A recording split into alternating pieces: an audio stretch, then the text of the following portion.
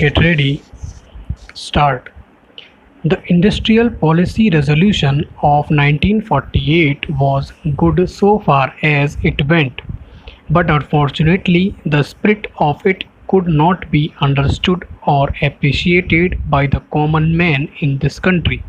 So, a new orientation of this policy was given, and the Honorable Prime Minister, after his return from China, publicly declared that the future policy of the country, or rather the future pattern of society, will be the socialist pattern. That was further emphasized by the resolution passed at the Awadi session of the Congress and later reiterated by Sri Debar, President of the Indian National Congress. I am very glad to say that the spirit of it has been caught by the nation today. If I may say so, the nation has taken up the challenge for securing the socialist pattern of society. It behoves all sections, both inside this house as well as outside, without having mutual recriminations, to try and propagate in a sincere manner and establish the socialist pattern of society indicated by the statements of the great leaders of our country.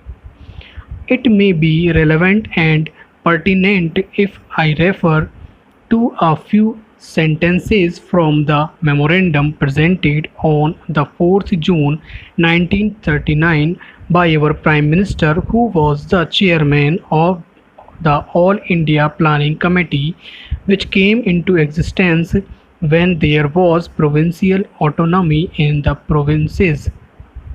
On pages 39 and 40 of that report, he stated, "It is clear that the drawing up of a comprehensive national plan becomes clearly an academic exercise with no relation to reality unless the planning authority or those to whom it is responsible are in a position to give effect to the plan. If this authority is powerless or circumscribed or restricted and has limited activities, it cannot plan. An essential prerequisite for planning is thus complete freedom and independence for the country and removal of all outside control.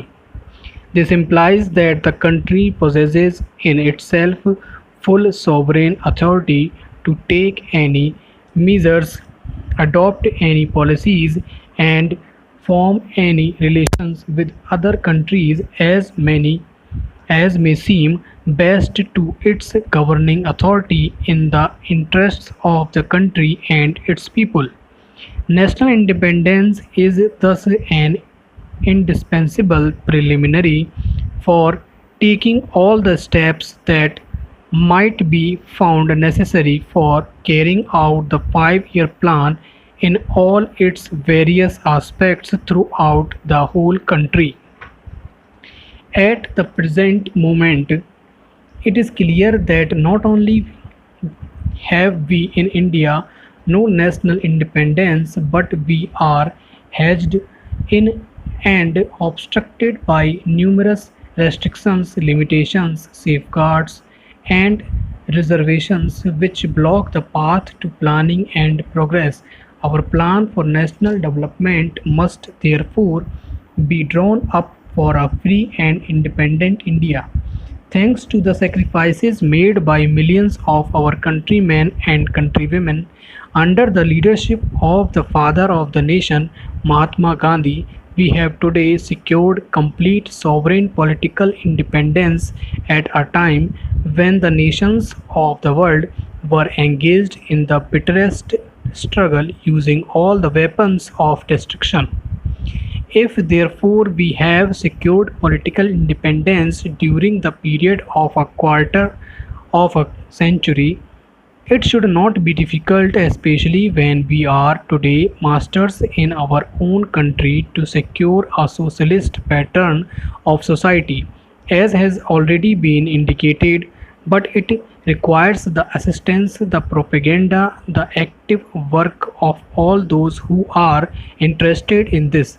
I am sure so long as my honorable friends, the minister, the deputy minister, and the other minister who represent the commerce and industry ministry can give us an assurance that the capitalist pattern would be avoided.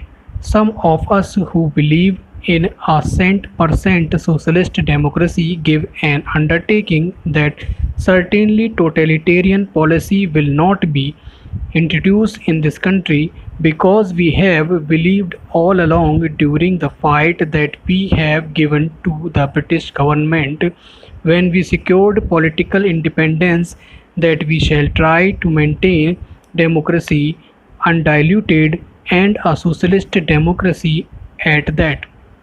I am absolutely certain that in this country of ours, liberty of thought, liberty of speech, and liberty of action will be guaranteed to every citizen to express his views to the manner he pleases.